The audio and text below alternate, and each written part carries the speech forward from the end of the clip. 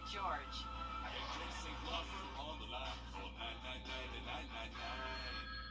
Thanks for watching News 12 on your side.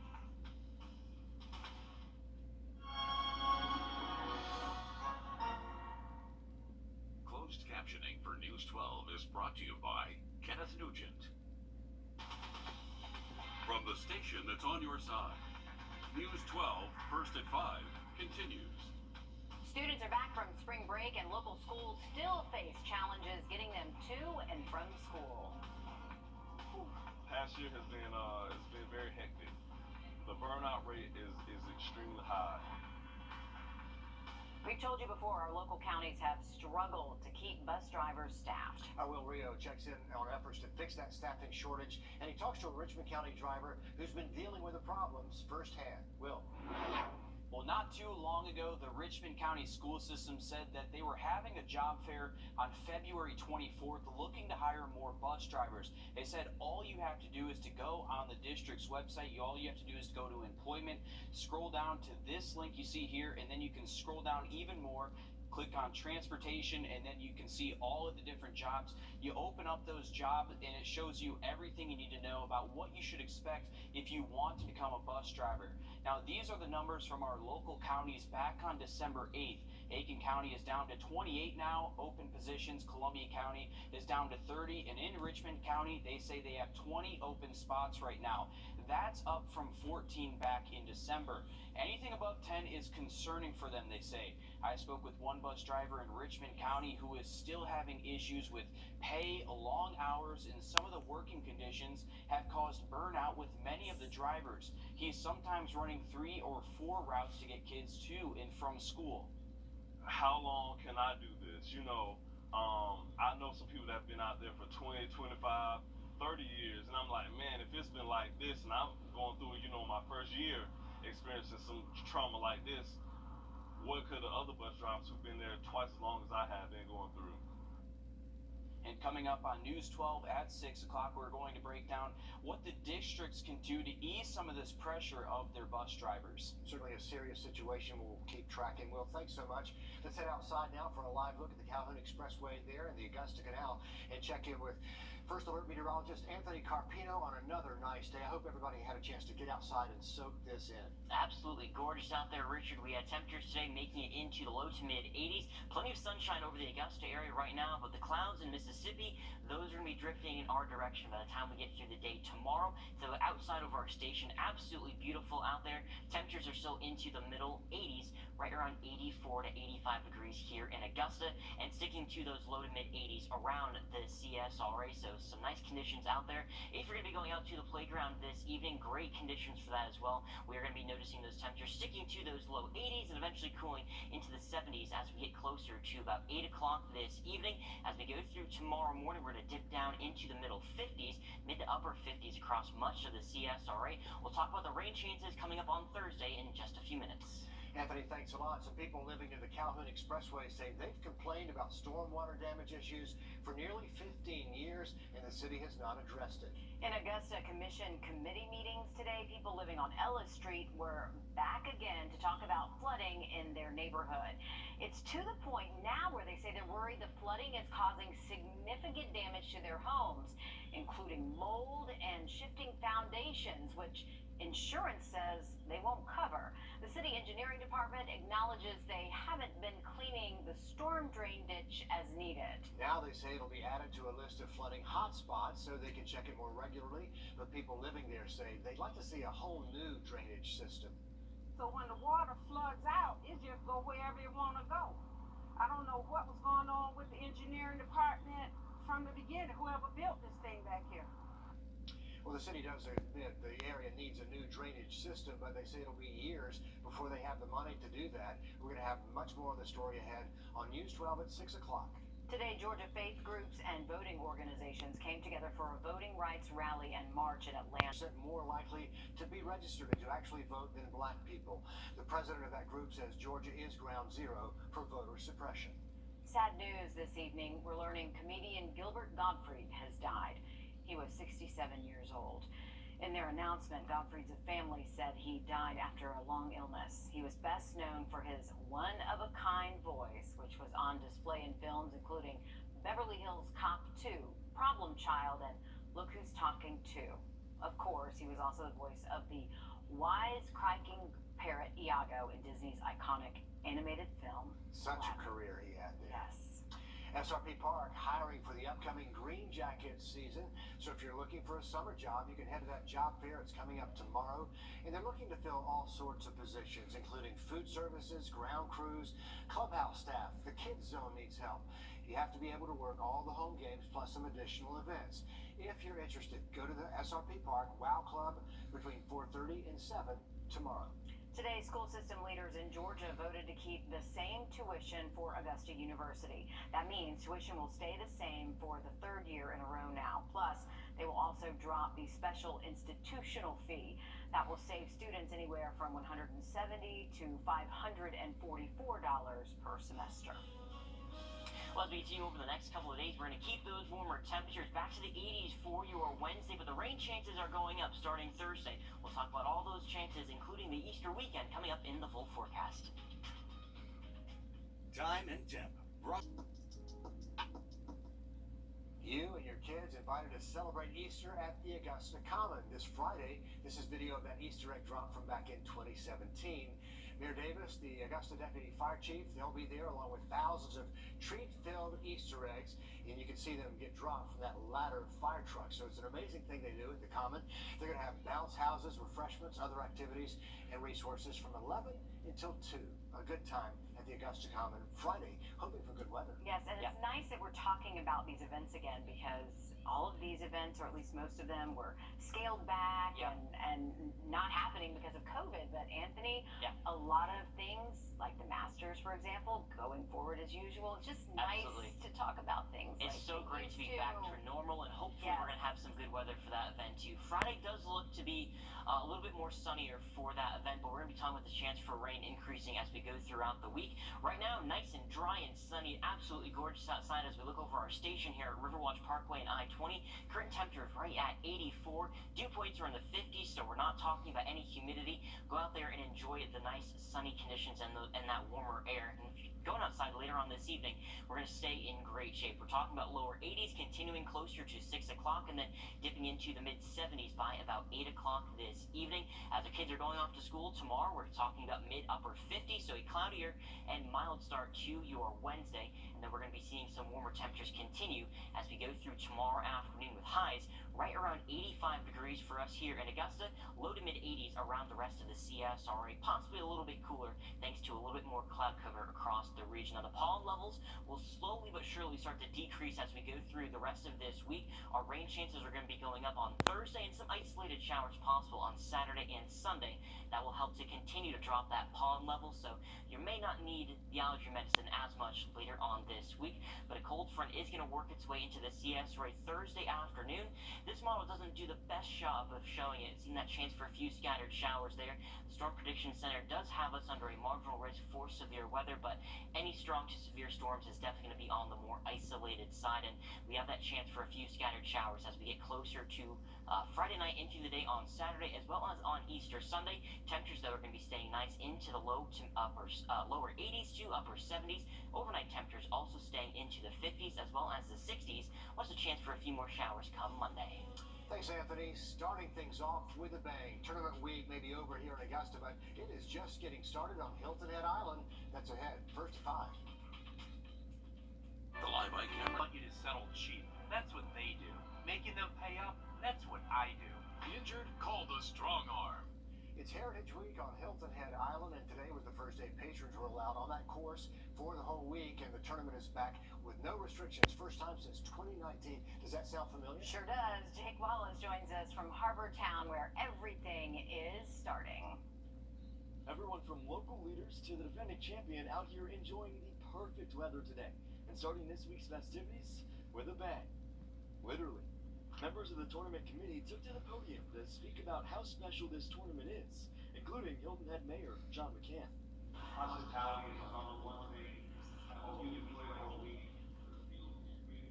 Next year the champion is outstanding. That defending champ, Stuart Sink, hitting the ceremonial shot that starts these festivities as loud as possible. I remember being really taken aback by how loud and how much compression that cannon produces when you're hitting the ball from, about 10 or 15 feet away.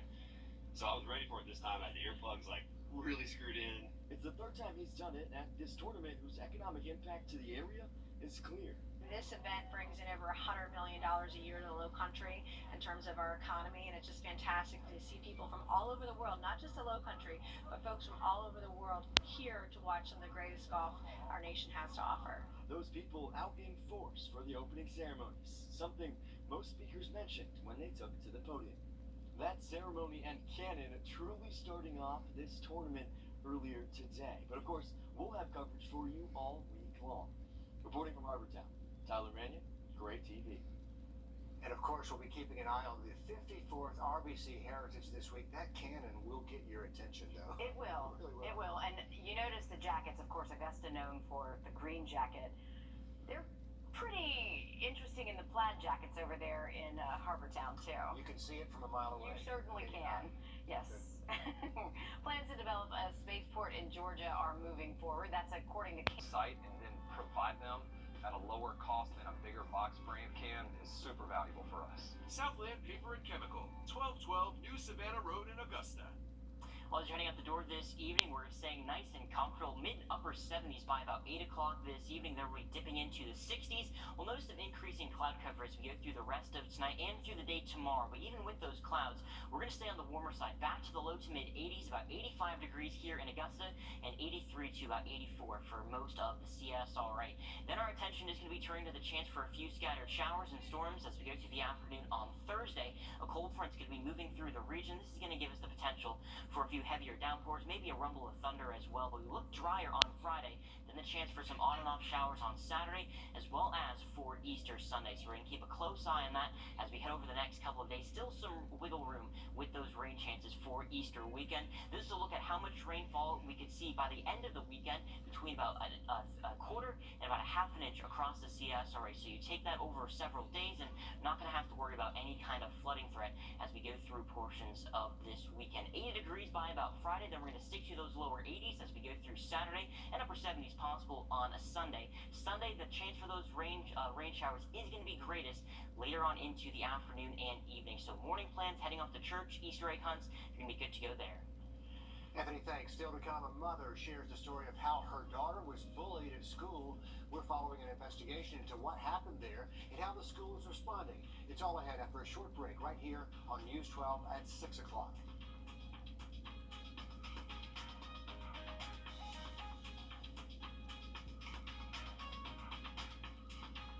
George Sick injury looked. From the station that's on your side, this is News 12 at 6 o'clock. It's been a problem for neighbors living near Calvin Expressway for more than a decade now. Stormwater runoff running into homes. And new at 6 o'clock, we take a look at how some new solutions are on the table to take care of it now and for the future. But first up, let's give a live look at it. Richard.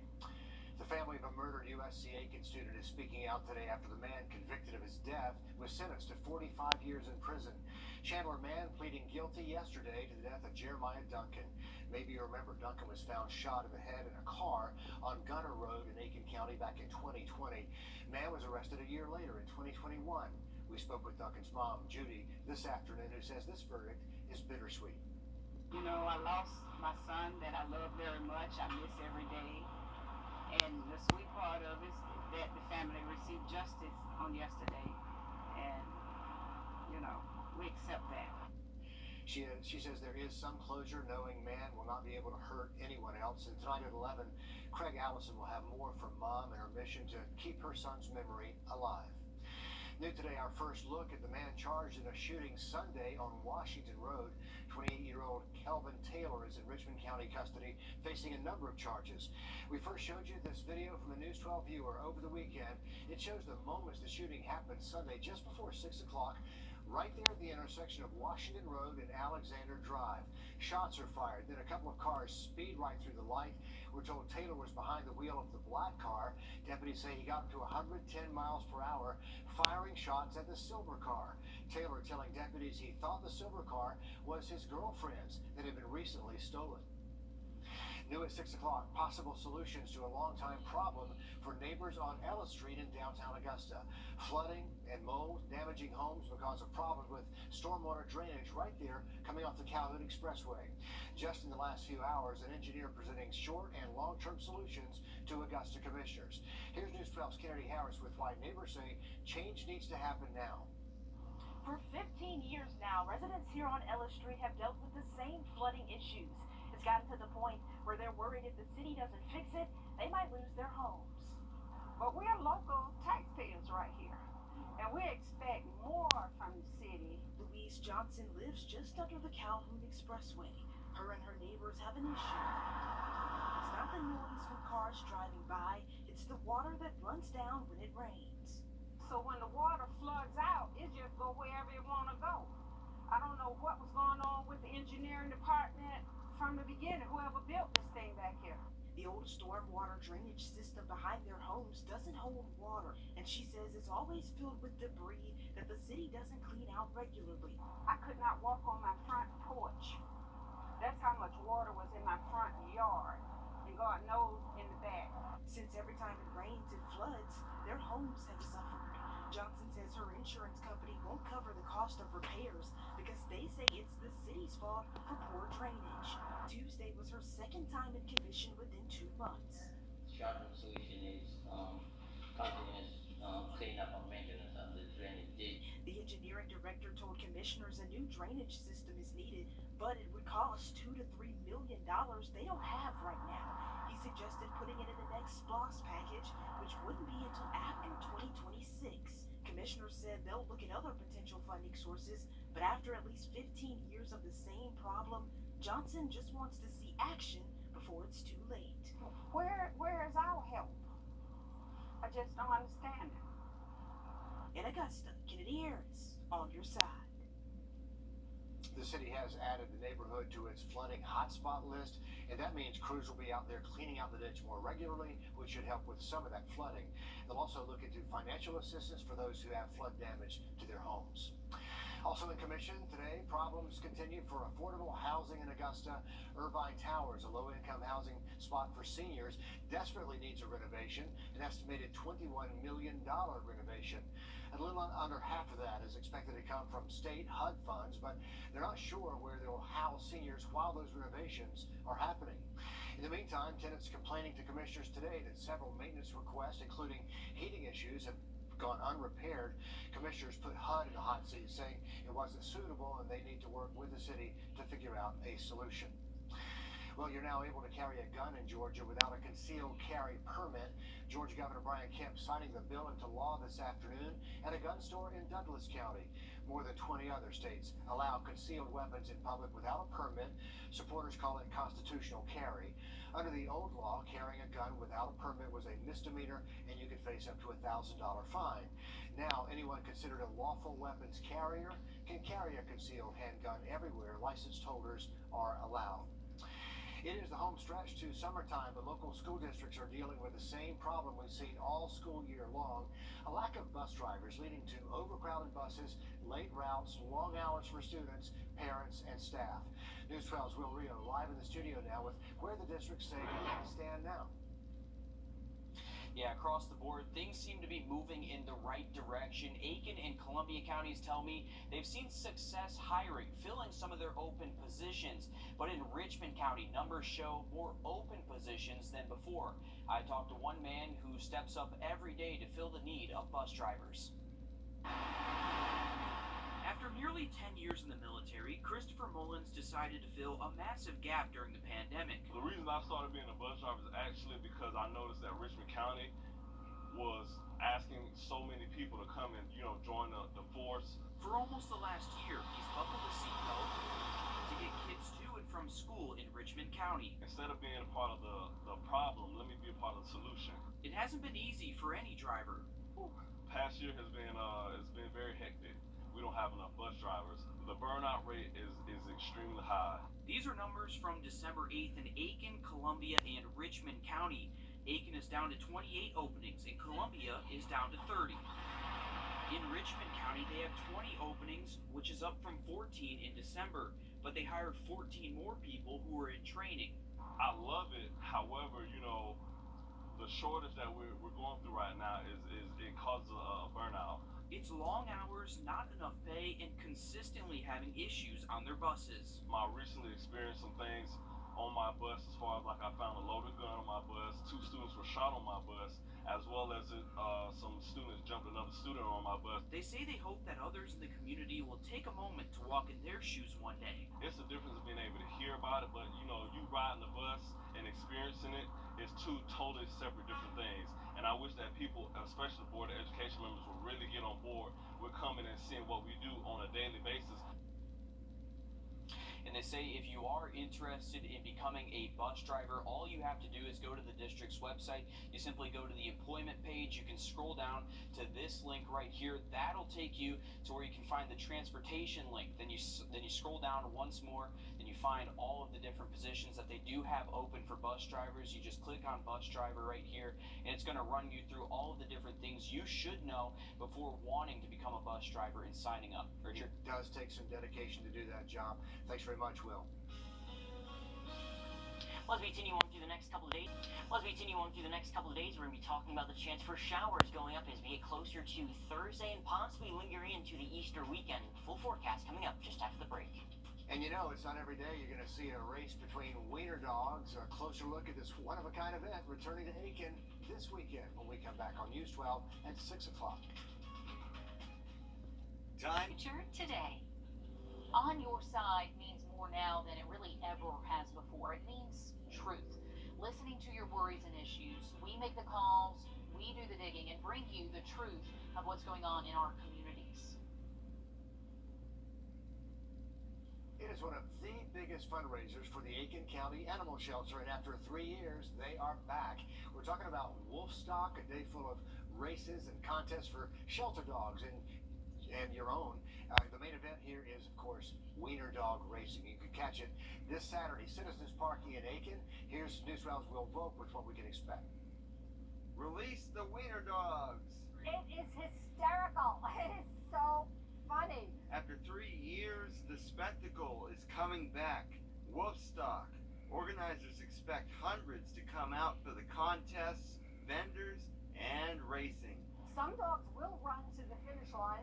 Some dogs will spin around and look for their friends.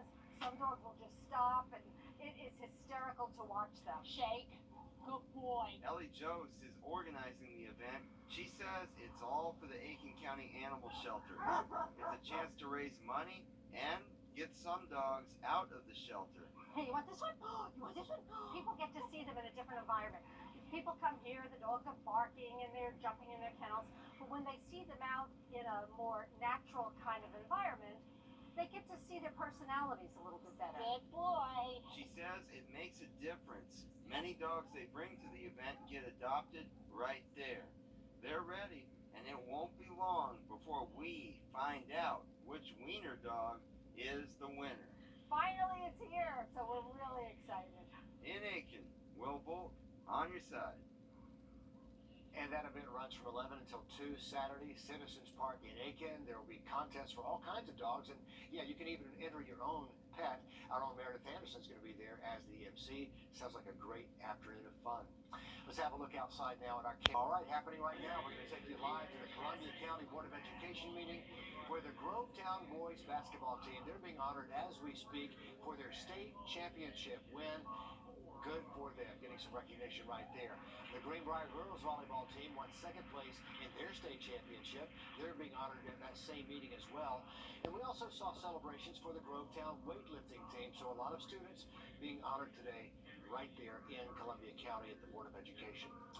So to come, a call for action from the mom of a local middle schooler who says nothing's being done about her daughter's bullies. We're going to hear from her and the school district when News 12 at 6 o'clock continues. The limelight. The mother of a middle middle schooler in Edgefield County speaking out tonight, asking for something to be done about her daughter's bullies at school. She says she's been pushing for answers and actions for months. News 12's Claire Allen live now in our newsroom. And Claire, you say this mom has gone as far as filing a police report about this.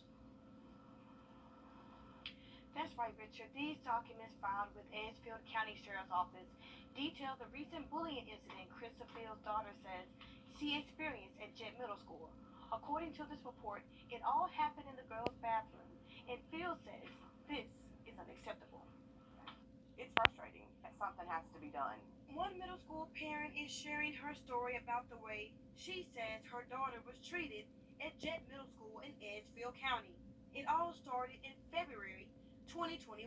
You know, with some nasty text messages, then it got into death threats about the little girl saying she wanted to kill my child and how she was going to kill her. But Krista Field says it didn't stop there. And then it got to where every day at their break during the day, you know, a group of girls was coming up to my daughter and saying, you know, she wants to fight, she's fixing to put you under, and ever since then it's gotten extreme. Fields filed an incident report with the Edgefield County Sheriff's Office this past February.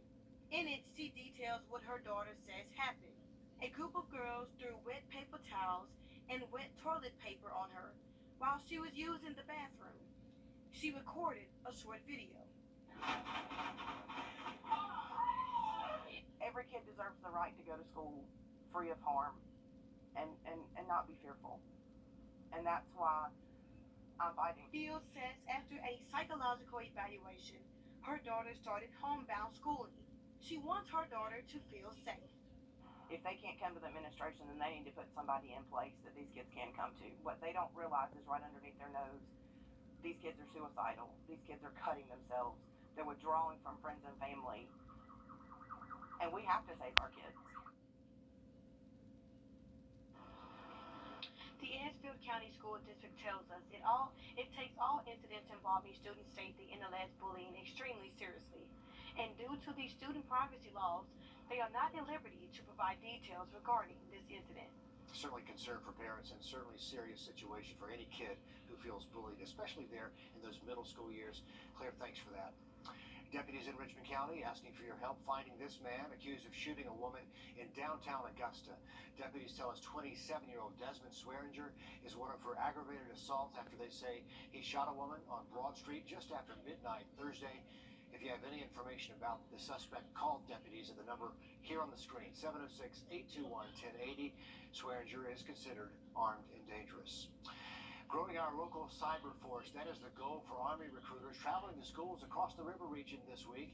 Today they were at Cross Creek High School in Richmond County, and Sloan Cone takes us there.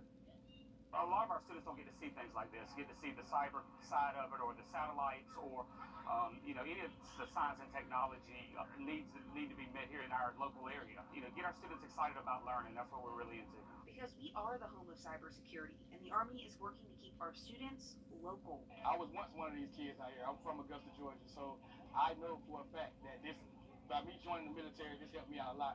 Becoming a man or woman, if they're becoming a woman, it basically makes you more responsible and accountable for a lot of things. Between Fort Gordon, the Cyber Center, and T5 Data Center's development, the possibilities are endless. Because a lot of kids don't really know what their next step is after high school. We provide them a step-by-step on what they need to do and what career path best fits them, and we provide them the opportunity.